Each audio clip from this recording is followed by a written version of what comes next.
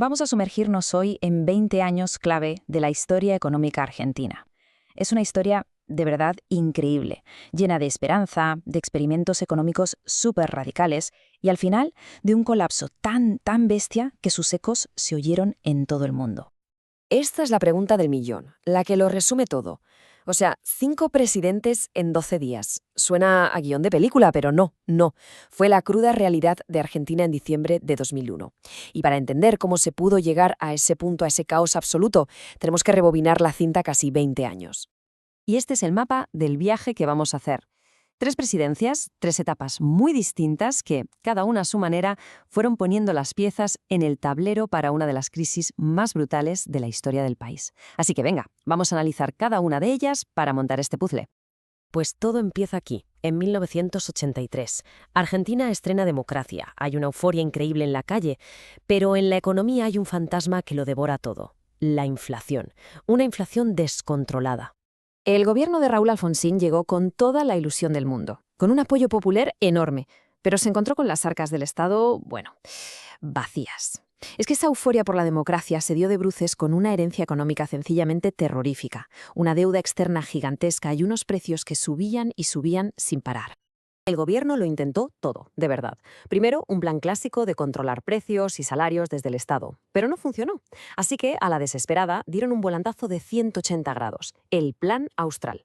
Una terapia de choque, de las duras, con el FMI detrás. Congelar precios, cambiar la moneda, recortar gasto. Y oye, al principio pareció que funcionaba, pero los problemas de fondo seguían ahí, y el crédito no llegaba. Y este es el resultado final de ese primer intento. Un 3000%. Es una cifra que cuesta hasta imaginar, ¿eh? Eso es la hiperinflación, que los precios cambien varias veces en un mismo día. El caos social fue total, con saqueos en los supermercados.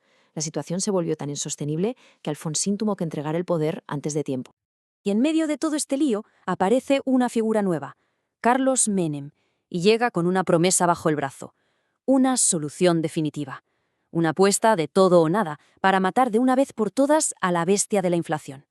Con este lema, Menem conectó con un país que estaba simplemente agotado. Prometió un salariazo, una revolución productiva. La gente necesitaba creer en algo, en alguien, y él supo presentarse como ese salvador. Aquí está la clave de todo, el corazón de esta historia, el plan de convertibilidad. Fue una idea de su ministro de Economía, Domingo Cavallo, y era, para que nos entendamos, como ponerle una camisa de fuerza a la economía. Se acabó eso de imprimir billetes para pagar las facturas del Estado. A partir de ahora, por ley, cada peso que circulara tenía que estar respaldado por $1 en el Banco Central. Un peso, $1. El objetivo era cortar de raíz la inflación, quitándole al gobierno la maquinita de hacer dinero. Y la verdad es que funcionó, al principio, de forma espectacular. Los años 90 fueron la era del dólar en Argentina, un aparente milagro económico que, sin que casi nadie se diera cuenta, escondía una bomba de relojería. Es que el cambio es brutal, basta con ver el gráfico. La hiperinflación, desapareció. Se pasó de miles por ciento a prácticamente cero. Para la gente de a pie, esto fue un alivio increíble. Por fin había estabilidad. Volvió el crédito, el consumo, una sensación de normalidad que hacía años, décadas, que no se vivía. Pero, ¿a qué precio se consiguió esa estabilidad? Aquí es donde vemos la cara B del milagro. Para mantener a toda costa el 1 a 1, el país se endeudó de una forma masiva.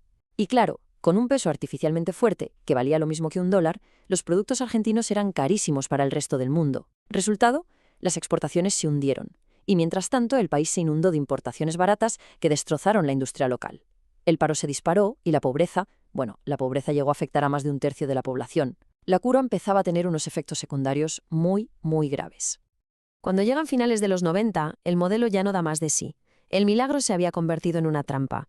Argentina estaba atada de pies y manos a un sistema que se ahogaba en deudas y del que, la verdad, nadie sabía cómo salir.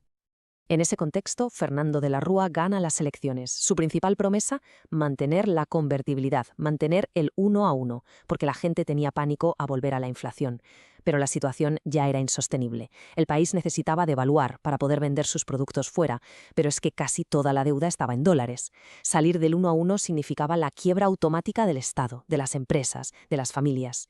Era de verdad una trampa perfecta.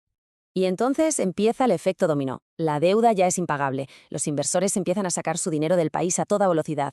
Las provincias, sin un duro, empiezan a pagar a sus funcionarios con bonos, con papelitos, los famosos patacones o lecop. Y la puntilla final, el FMI, que era el único que podía prestar dinero, cierra el grifo. La confianza se evapora por completo.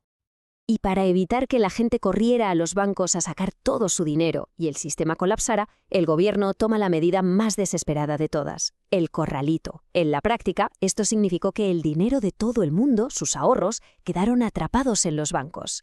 Esta fue la gota que colmó el vaso, la chispa que incendió la pradera. Y llegamos al clímax, porque la reacción al corralito no fue solo económica, fue una explosión social en toda regla. Una que hizo saltar por los aires todo el sistema político y económico del país. La gente se echó a la calle de forma masiva, golpeando cacerolas. Imaginen la rabia, la impotencia, los ahorros de toda una vida bloqueados. La furia se dirigió contra los bancos, claro, pero sobre todo contra los políticos. La clase media, que se había sentido segura con el 1 a 1, de repente estaba en la calle protestando junto a los parados. Y había un grito que se oía en todas partes: ¡que se vayan todos! Y aquí, por fin, está la respuesta a la pregunta del principio. En medio de ese caos absoluto, el presidente de la Rúa dimite y tiene que huir en helicóptero de la Casa de Gobierno. Lo que vino después fue un vacío de poder sin precedentes, una sucesión de presidentes interinos que duraban horas o días, incapaces de controlar nada. 5 presidentes en menos de 2 semanas, una auténtica locura mientras el país ardía. Y un último dato que es importante. Este 36% de pobreza no es del peor momento de la crisis de 2001. No. Es de antes del colapso final. Refleja el coste humano de aquel milagro. La estabilidad de precios se había construido sobre una base de paro y de exclusión social que la crisis final simplemente sacó a la luz de la forma más brutal posible.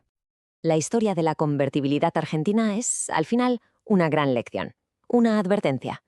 Vimos cómo una solución que parecía mágica para un problema terrible como la inflación se convirtió con el tiempo en un problema todavía mayor. Y nos deja una pregunta fundamental, no solo para Argentina, sino para cualquier país.